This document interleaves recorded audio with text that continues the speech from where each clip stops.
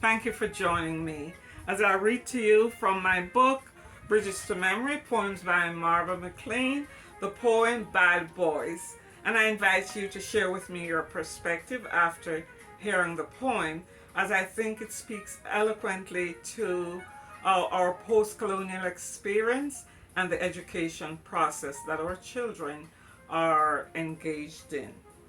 Peter White and John White, sun-drenched charcoal skin, a stark contrast to the Anglo-Saxon derivative of their names. Peter White and John White.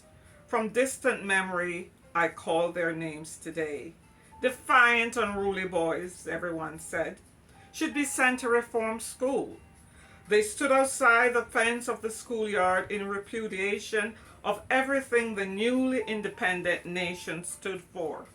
Refusing to come in, they roamed the streets each day, looking for trouble, everyone said.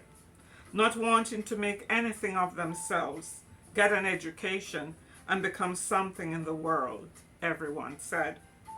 Never joined the choral group reciting exalted lines from the prelude, Great Expectations, or Wuthering Heights. Bad boys.